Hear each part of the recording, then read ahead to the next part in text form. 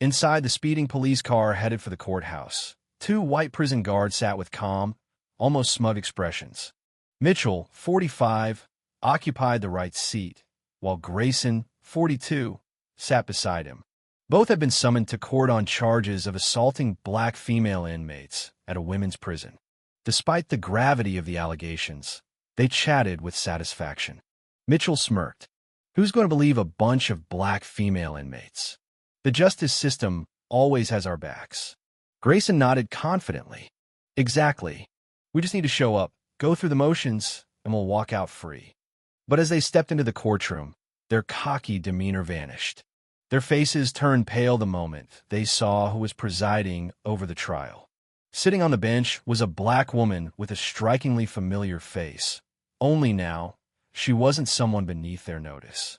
She was Judge Noelle Carter, one of the most powerful judges in the region at just 38 years old. Mitchell and Grayson recognized her instantly, but not in this role. Just days earlier, Noelle had been someone very different in their eyes. Now, as her piercing gaze bore down on them, fear crept into their hearts. If looks could kill, Mitchell and Grayson would have been struck down the moment they entered the courtroom. And, as with all things, there was a story behind this moment. Let's rewind.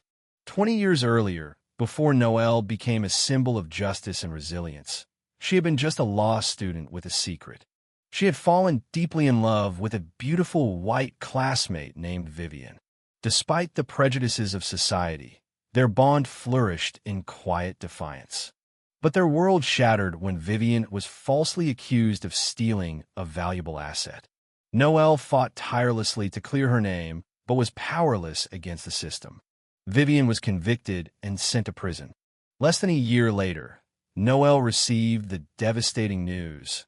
Vivian had died under mysterious circumstances behind bars.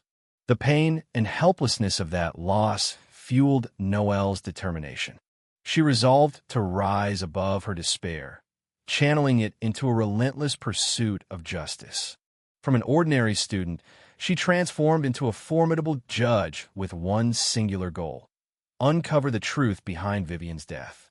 Years passed, and Noelle finally uncovered a lead pointing to the prison where Vivian had been held, a place hiding unimaginable secrets.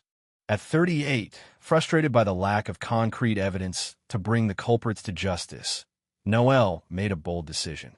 With the help of her trusted black assistant, Malcolm, 40, she fabricated a new identity and committed a minor offense to infiltrate the prison as an inmate.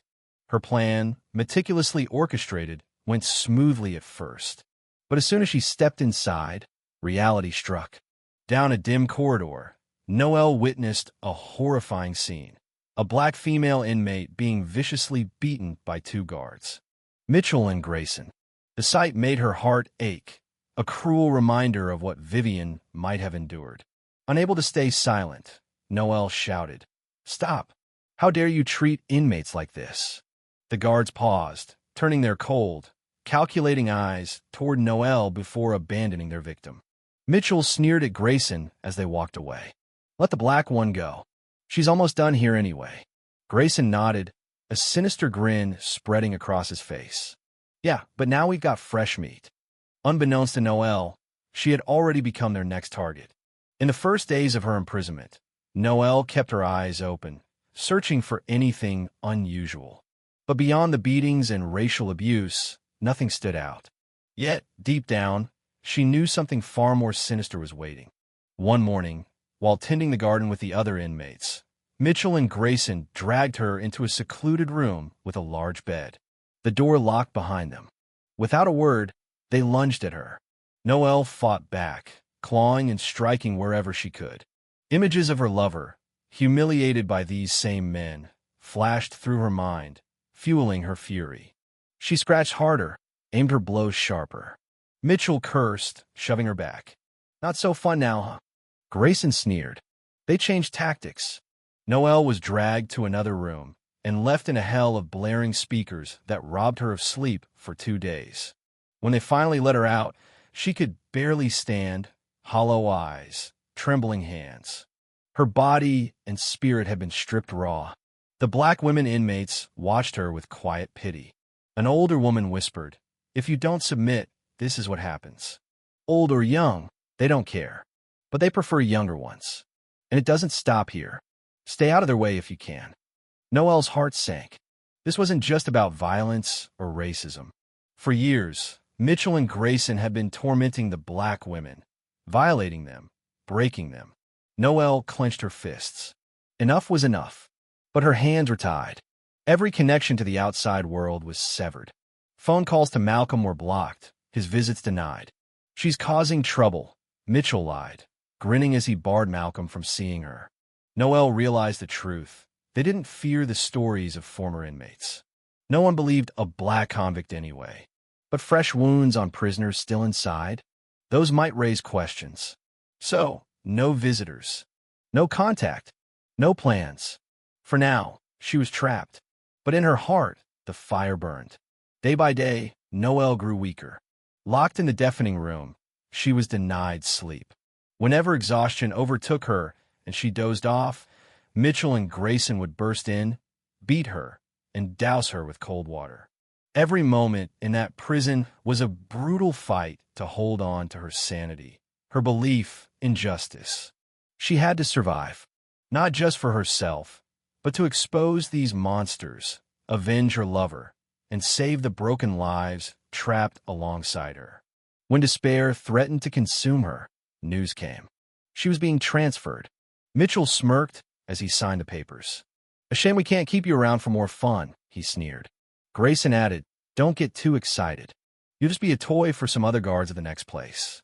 Noel stared at them unwaveringly. "You'll pay for this. Both of you." Their laughter followed her as she left. But they had no idea Noel wasn't being transferred. She was being rescued. Outside the prison gates, Malcolm waited. The moment she saw him, Noel ran into his arms. His voice trembled. "I was losing my mind. No word from you. Nothing. But you're finally out. You're safe." It all came to light then. Unable to contact her, Malcolm had tracked down former inmates from that prison. One of them, a woman Noel had once defended during her early days in confinement, had stepped forward, sharing everything. Her testimony and the evidence Malcolm gathered had secured Noel's release. Back in her role as a judge, Noel wasted no time filing charges against Mitchell and Grayson. The courtroom was packed as victims recounted their torment, and damning evidence mounted. For once, the smug guards had nothing to say. Their faces turned pale as the judge handed down the harshest sentence. But it didn't stop there. A sweeping investigation was launched into the prison system, uncovering years of abuse and corruption.